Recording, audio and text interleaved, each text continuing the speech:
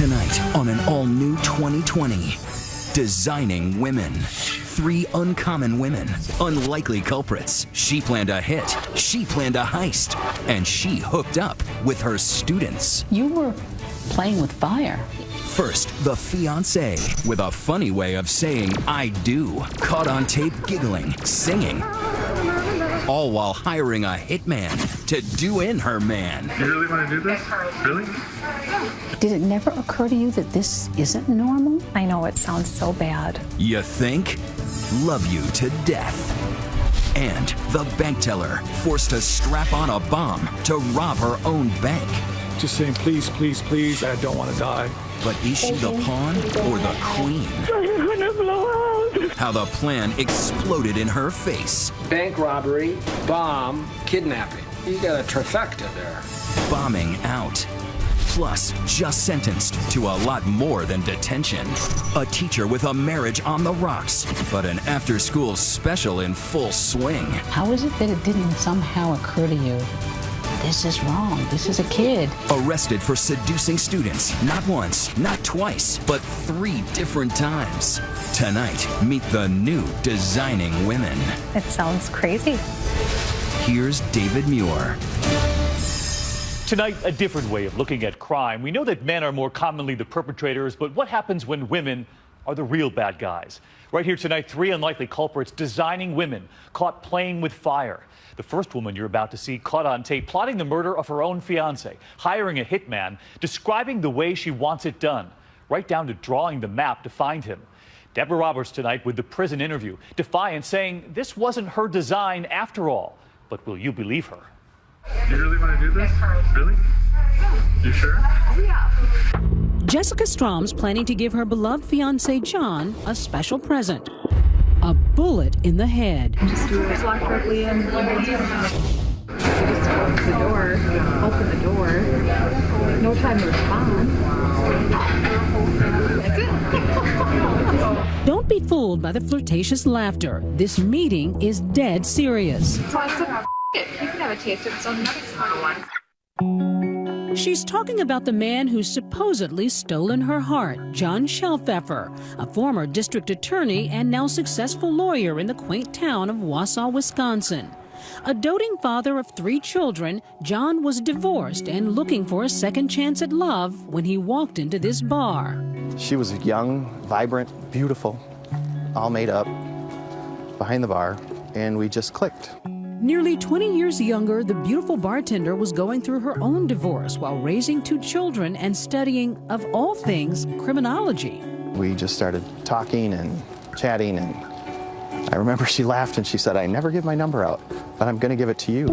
Love was in the air, and within weeks, the May-December romance was flourishing. Did you see her as somebody you wanted to marry? Oh, yeah. I can remember her saying, boy, you better not be leading me down the wrong path, because when I fall hard, and I'm falling for you. And that feeling was mutual. When you find that one person who, for some unexplained reason, just, that's your person. The betrayal still so raw. Scars from a relationship that ran hot and cold. When it was good, it was really good. And when it was bad, it was bad. The good times included romantic nights, even a trip to Disney World for the blended family. The bad times, the kind of stuff you see on reruns of Cops. She doesn't have an off switch. Like, she won't stop. There was some jealousy and some control issues. On whose part? On his part. But John says the problem started with Jessica's volatile temper. How abusive was she? If you can think it, she's probably done it to me. Stomping on my foot with a high-heeled spike shoe, punches to the face. He says her weapon of choice was a restraining order. She filed several after heated arguments. Jessica owns up to some of those vicious fights. I did stab the sofa in the house. I grabbed a knife and I said to him, I said, if you do not give me my car keys and let me leave, I'm going to slice this couch. I just did a slice, and then he screamed, he threw my keys at me, and I said, thank you. And yet, despite all the drama, the relationship endured. Jessica even moved in with her kids. John, you're a lawyer. You've worked in areas of domestic abuse. Why didn't you just quit this relationship? Because I loved her. We have such a strong bond of love, as crazy as that sounds, that we would continue to stay together. You know, it was pure. Pure, maybe. Bizarre, definitely. After yet another restraining order hearing, a smitten John actually popped the question to Jessica in front of the judge. He proposed to me on his knee at a court hearing. And a court hearing? Yeah, at a restraining order I had filed. And you had filed a restraining order against him? Yes. Did it never occur to you that this isn't normal? I'm with my feelings, you know, and he was always there for me. The start and stop love affair went on for 6 years. Until this past winter, when Jessica decided she'd rather plan John's funeral than a wedding. Her chosen hitman, a former classmate from, get this, a criminal justice class she'd just taken. After initially turning Jessica down flat, the man we'll call Alex goes to police. Enter Wausau detective Jennifer Holtz, who took us back to where that first conversation went down. They sat here and she sprang it on him. Would you kill somebody? Right. Would you ever consider killing someone? And he said no. Was he completely blown away by the proposition? Did he say? He was, yeah. As of course, he had gone through criminal justice courses with her. But police needed proof that it was a serious murder-for-hire plan. We had him call her, and he said, hey, I wanted to talk to you about last night. Well, I just kind of wanted to talk about what we had talked about yesterday a little bit. Oh, no. Yeah, okay, that's okay. Yeah, I figured you wouldn't want to. This was something she didn't want to discuss on the phone. That was a red flag to us that, okay, this is real. A serious threat. Right. On the call, the two make a plan to meet later that night at this diner in downtown Wausau to discuss the plot face-to-face. So this is where they came for the sting? Correct. And where did they sit? And we have them set up in a booth right here. That's Detective Holtz on the video, angling the secret recording device just so, minutes before Jessica arrives. I didn't know if you wanted to order something or not. And the steam is on. So how's it going? Cold. I know. After some small talk about Wisconsin's winter weather, it's down to the murderous business at hand. Okay, I'm listening. I don't know if you're willing to take the amount of money that I want to do this. Probably not, because I probably don't have that amount. Probably not. You say like $50,000, I don't have that. Did you do 25? No. You can do it for $1,000. For how much? $1,000. $1,000? I think so. She offered up $1,000, and she leaned into him flirtatiously, and then also offered sex. Could she really have been serious? I think in her mind that she thought that $1,000 and sex was going to be good enough for him. She goes even further, happily detailing how to get the job done. And then during your day, you'll be able to he will expect you or whoever you are. Oh, that's a good idea. Yeah. And then you're Just like that. So I will draw you a picture. She's giddy, even singing while digging out a pen and paper to draw her hitman a map. We're going to go in here. It's here. This is his home office right here, directly connected to the garage. And while he's sitting there, then you can just do it. We told him give her an out. In fact, he asked her that several times. Are you serious? Are you sure about this? And he even asked her, you know, if you're in a bad relationship, why don't you just leave? I keep thinking, you can just walk away from this. I'm going to be satisfied. I won't be satisfied. I won't quit. That is true love. One twisted brand of true love. When we return, Jessica has some explaining to do. Can't see anything without getting taken completely out of context. And guess who she'll turn to for help? Honey, I don't know if you can do anything. And then my body started to shake. You've got to hear this.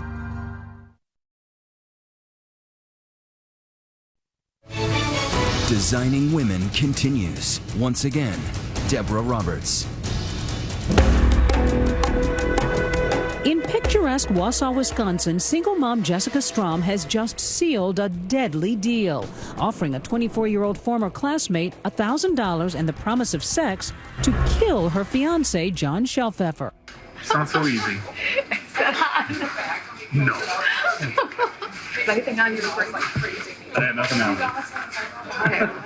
And she's thought of everything, including what she'll do after the hit job if suspicion turns to her.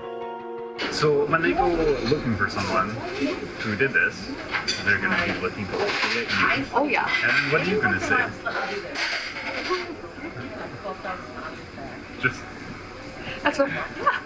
Is she for real? When you saw the tapes, was there any doubt in your mind that this was a full-fledged plot to kill her fiancé? Absolutely not.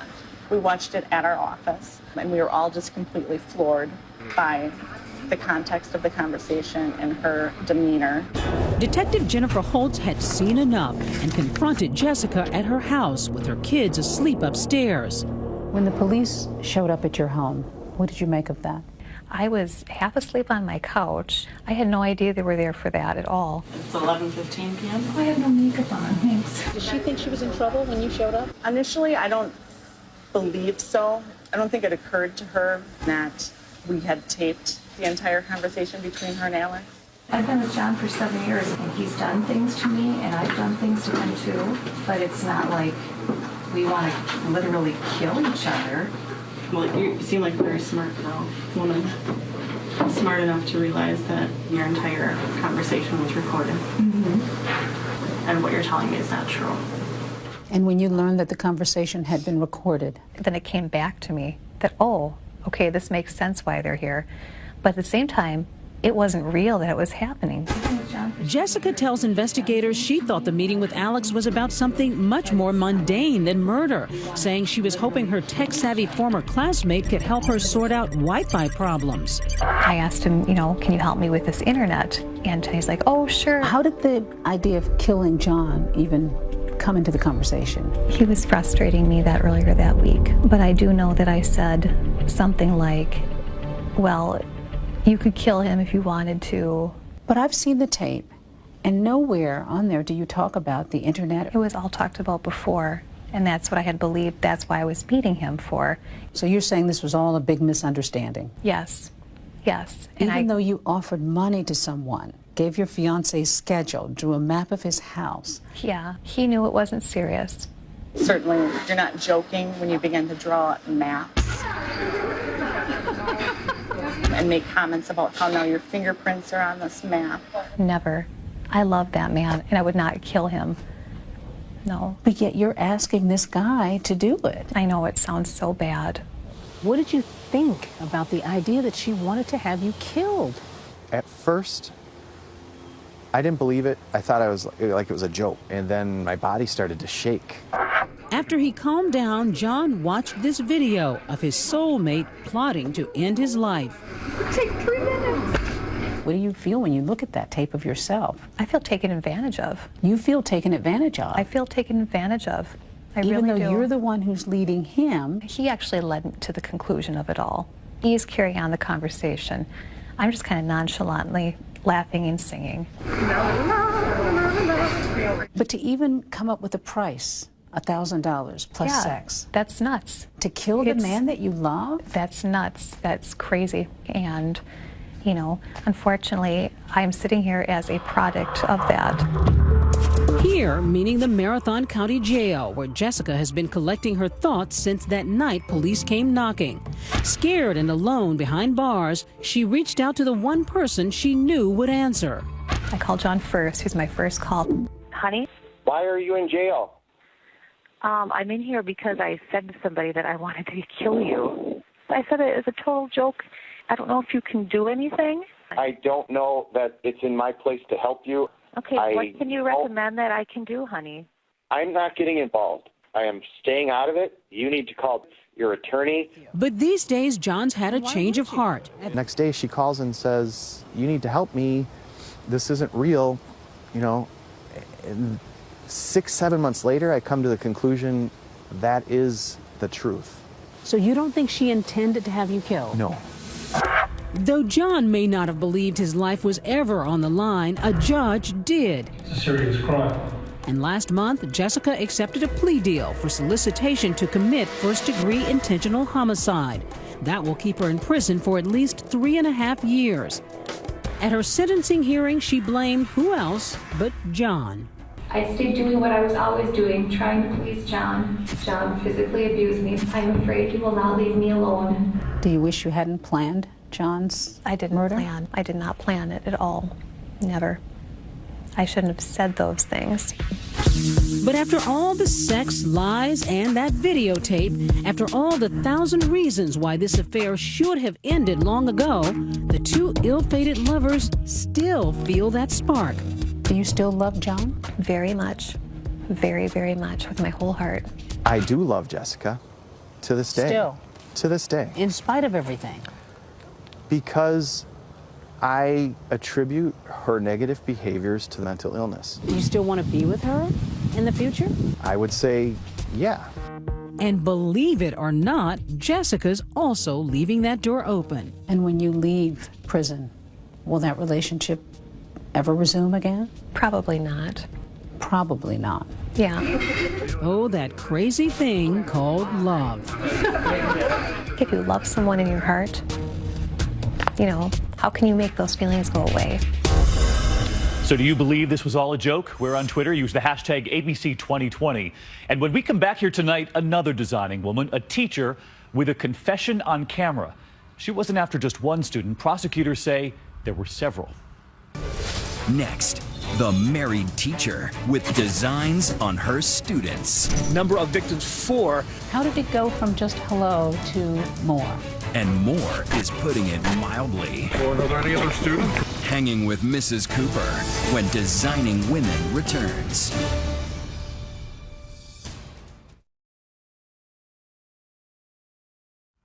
Now to the case tonight making headlines. The suburban teacher behind bars now, convicted for what happened outside the classroom. And there was more than one student here. Deborah Roberts, one-on-one with the exclusive, the former teacher who has her own explanation tonight. Lauren Cooper is a school teacher heading straight to detention. A long detention. Try at least 9 months in jail. How did this fresh-faced educator end up here? You might call it a case of forbidden love, but in this instance, there are multiple Romeos. A former educator is accused of child sex charges. Sexual contact with male students. Harrington Cooper sent racy text messages. Allegedly flirting online and in the hallways, all of it leading to sex. The tawdry tale for this 31-year-old English teacher began in Plymouth, Pennsylvania, a small industrial community nestled between the Pocono Mountains and the Susquehanna River. Hello, I'm Lauren Cooper. Mrs. Cooper, as she was known by her students at Wyoming Valley West High School, was the picture of success. Good job, good looks, and a good husband. Longtime sweetheart Raphael, also a school teacher. I was attracted to her early on when I was young, but she wasn't about me. The couple first met as children at dance class, then reunited years later after graduating college, and found they still danced a perfect waltz together. Would you say you were madly in love? We never, spent an hour away from each other. It was always dance. It was fun times. Nice. They soon married and eventually realized a big dream, opening a dance studio to indulge their passion. Quick, slow. But their new side business began taking a heavy toll. It turned into more of a business relationship than a marriage. So the romance was waning. Yeah. With us deteriorating in our marriage and having less and less of a relationship, I didn't feel attractive. I didn't feel wanted. I didn't feel needed. Unfulfilled, Mrs. Cooper's eyes began to wander around the school, eventually catching the attention of an 18-year-old senior athlete. How did it go from just hello to more?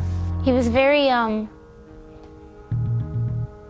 convincing in terms of making me feel good about myself. What did he say? Remarks about my appearance. You're hot? You're pretty? Yeah, both of those things, yes. Like a typical teen, the boy professes his adoration publicly, posting on Twitter, "Mrs. Cooper looks good." Then privately, the flirty messages go further. He was bothering me to pick him up. Let's go for a drive, you know. And for a long time, I said no, no, no. Cooper eventually gives in, meeting the teen student near his home in her car, where they have sex. Detective Chaz Ballo later investigated the case.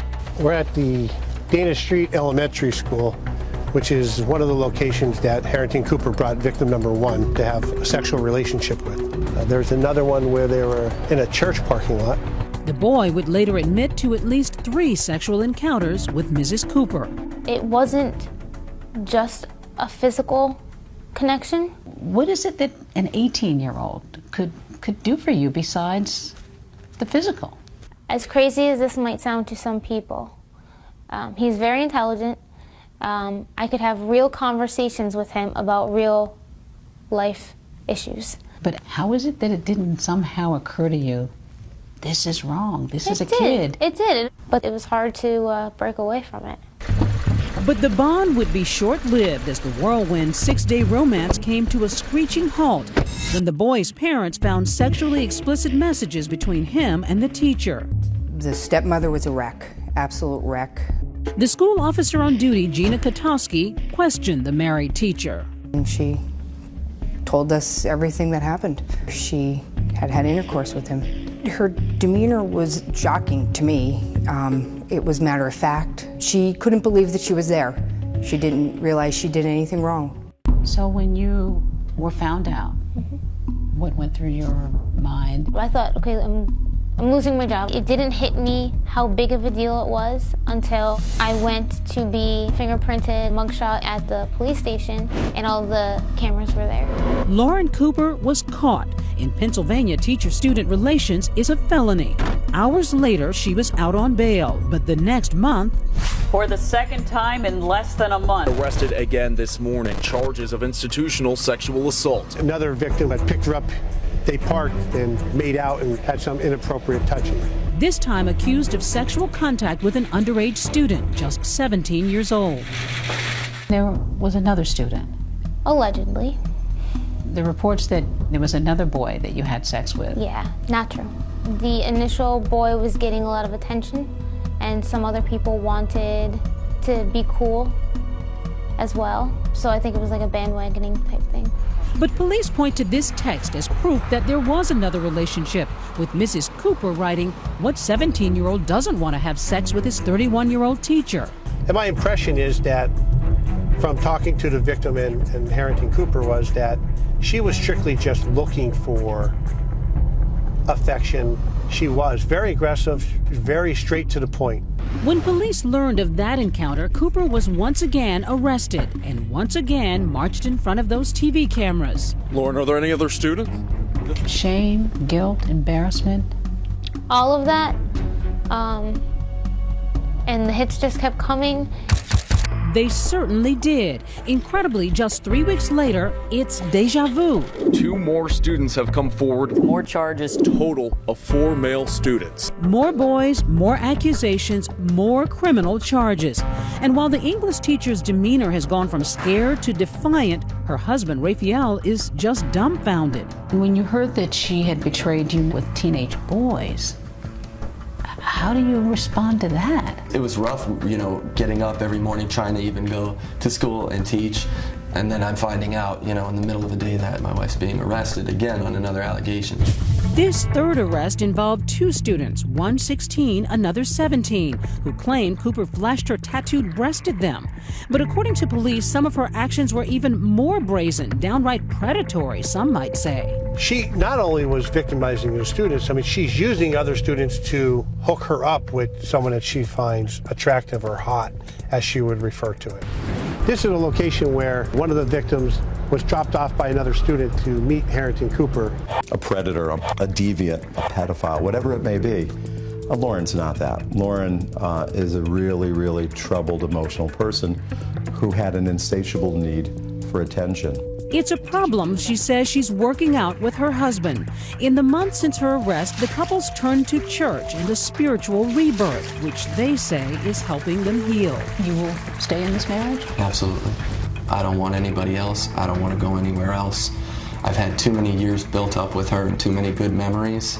How do you explain Raphael's devotion in light of all of this? There are no words for it. I mean, he's absolutely remarkable. I wish we never got away from the marriage part. Moments after our interview, a tearful goodbye for the couple as Lauren Cooper headed off to court. The defendant had entered a guilty plea to 3 separate cases involving 4 separate victims. Guilty of 4 charges, including felony sexual contact with that 17-year-old. The one she told me only minutes earlier didn't happen. She received a sentence of 9 to 23 months plus 5 years consecutive probation. The former teacher now enduring a painful lesson. She'll also have to register as a sex offender for 25 years. There are parents out there who would say that, you know, you've preyed on kids. What would you say to those parents? I did do wrong, but I'm not a monster. I am human. And like every other human, I made mistakes. Mine just happens to be in the public eye.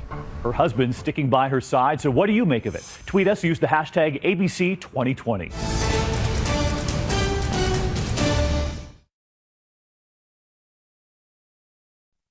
Now to a brazen bank robbery caught on tape. The horror playing out, the woman terrified, a bomb strapped to her body.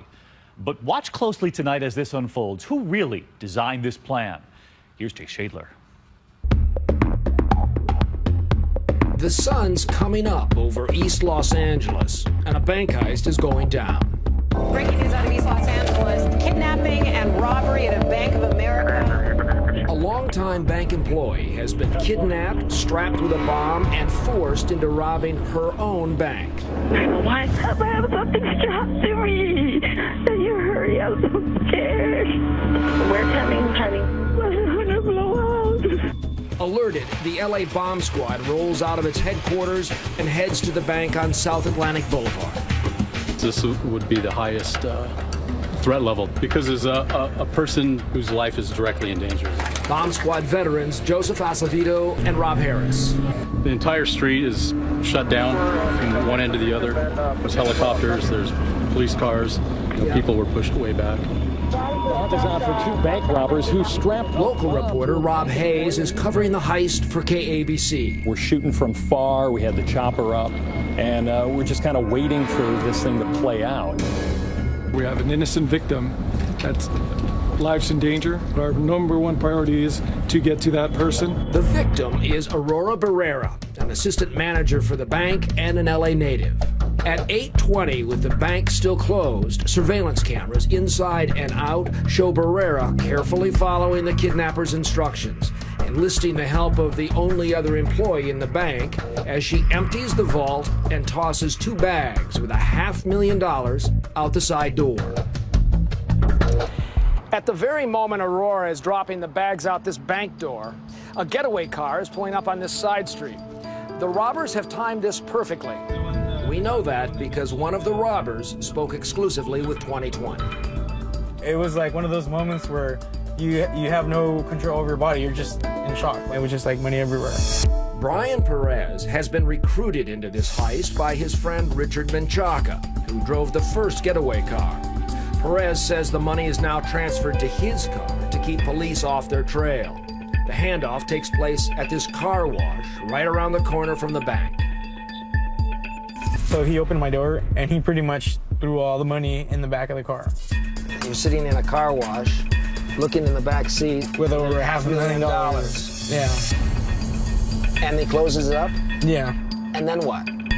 He tells me to go. He slapped the car, like, get out of here. Back at the bank, the bomb squad begins the delicate but dangerous work of removing the bomb from Aurora Barrera's body. She was sitting in a chair at the desk, just saying, please, please, please, I don't want to die, I don't want to die. We saw a black cylinder object below her rib cage, and then we could see a cable. And some electrical tape that is how it was connected to her body. After calming Barrera, the device is gently removed from her. That's her finally walking free from the bomb and the bank. Now the device is isolated and destroyed with the help of the squad's robot. I went back down with the bomb suit, and I got down and pulled all the pieces apart and saw that there was no high explosives, there was no circuitry, it was not a bomb. Detective Harris signals code 4, meaning all is safe. The device is a fake, but an effective one. The robbers have made away with over $500,000 without ever having stepped into the bank. Where did the money go? It's a great question. This is Special Agent Black. FBI Special Agent Nicole Black and Huntington Park Detective Joe Settles are the first to interview Aurora after the heist. She was emotional during the interview. She would go into trying to describe the events, how scared she was at the time. I took a shower and... Slowly, the single 32-year-old woman recounts her early morning abduction. She got up in the morning, got ready for work.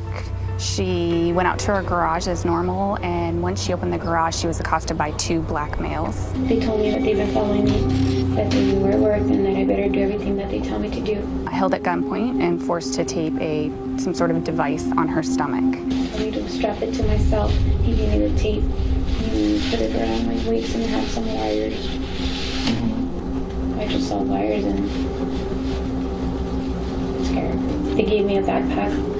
And they told me to stuff it with the money and to throw it through the side door. That if I didn't do what they told me to do, that I was going to get hurt really bad. As night falls, the search for Barrera's kidnappers and bank robbers goes on. Authorities are following leads, attempting to track down those 2 suspects who apparently... I know they were African American or black. All I could see was part of this right here. And the way they spoke. But Barrera's memory is vague, and police begin privately questioning whether she was the pawn in this high-stakes game, or perhaps the queen. Stay with us, because this bank heist is about to turn into a Bonnie and Clyde whodunit.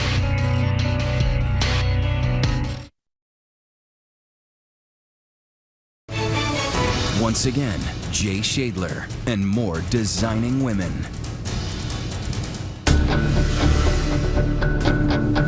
When we first met Assistant Bank Manager Aurora Barrera, There was 2 men inside my garage, and they pointed me with the gun, and they strapped me. she had a bomb strapped to her. That's her walking through the bank with the device under her shirt. 2 mysterious robbers had kidnapped her and had forced her into looting more than $500,000 from her own bank. Forced to open the vault, throwing bags of cash out the back door. In addition to swarming media coverage, local detectives, prosecutors, and now the FBI are all involved in this bizarre case. Bank robbery, bomb, kidnapping. You got a trifecta there, right? But you can bet the story's just starting when the cops begin pressing Barrera. Looking for answers, they find only questions and doubts. I want you to make sure that you're thinking of all your senses. Red flag number 1, Barrera's demeanor on bank surveillance. At times, she buttons her jacket or kind of tries to potentially hold the device up as if it may be falling off. A reasonable person that would think they had a device strapped on them that was going to blow up. You'd think she'd be on eggshells the entire time. Right. And she wasn't. Red flag number 2, Barrera is long on dramatics, short on details. What did you hear? What did you see? What did you smell? She couldn't answer those questions for critical points in the timeline. It was like pulling teeth. One of the things that we noticed right away was that she had a tough time calling the device a bomb. She was very reluctant to say anything more than that thing. The other guy gave me the whole thing. He's the one that had that thing. He was holding the thing.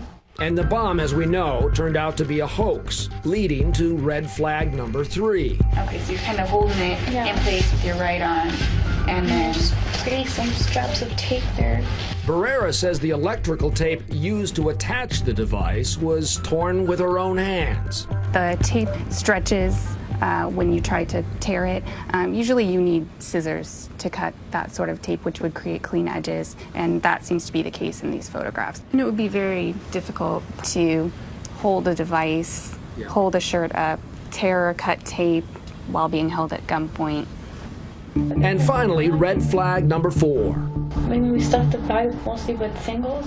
Instead of filling the bags with singles, as she claims, Barrera went straight for her bank's big bills. So what you can see is that Aurora, in loading up the money, took only the large bills and left behind the ones. If it was your bank and you were trying to protect it, you'd think you'd start with the ones and leave the hundreds behind. But all of these red flags are just circumstantial evidence. The license plate of the getaway car is not. Watch. Right after Barrera drops the money out of the bank's back door, her co-worker rushes to look out a side window, glimpsing the license plate and giving investigators a solid break in the case. The car is linked to Barrera's boyfriend, Ray Vega, an ex-Marine and a firearms instructor. Vega is cocksure of himself and a tad too angry when the cops call him in for questioning. I'm pretty pissed off. You could have called me, man.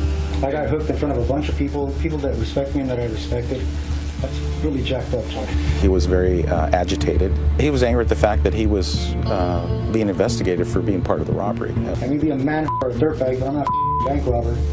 Try telling that to your accomplice, Brian Perez, who spoke to us in an exclusive interview. How would you describe Vega?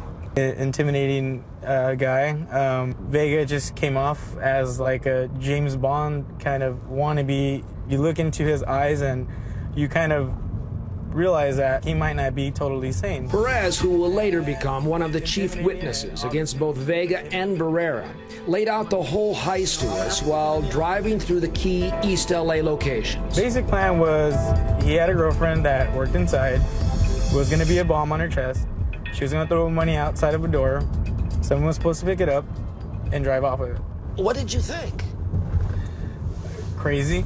In my mind, I was like, well, this guy's nuts. And yet, you agreed to it. I mean, yeah, I did agree to it. He threatened me. He could put a bomb in my car, my parents' car. Fearing Vega, Perez continues with the plan. That's him rendezvousing with Vega in a parking lot near the bank. Later, Perez transfers the loot to this suitcase and heads to a Ramada Inn 7 miles away from where the heist went down. Here, Perez, Vega, and the driver of the first getaway car, Richard Menchaca, were to begin splitting the spoils. Vega shows up. He enters through the door right there. First thing he looks, he doesn't even look at us. He looks at the money on the table. He just says, I can't believe it. You know, we got away with it. Is that what he says? Yeah. And is that what he says? They all might have gone scot-free if not for Ray Vega's king-size ego. Even in front of the cops, humility is not one of his strong suits. In fact, he's so confident in himself that he's basically begging you to go look for information on him. Yeah, he's filling holes before we even find them for us. Like this. If you guys can pull up my phone, you guys can see the history. Then you guys can see where it pinged off the cell phone towers where the hell I was. They did, and he wasn't. His phone was using cell towers 20 miles away when he was supposed to have spent all night at this day's inn. I do think he believed that he could convince us that his story was true, enough so that we wouldn't look into it further. Even after being arrested and out on bond,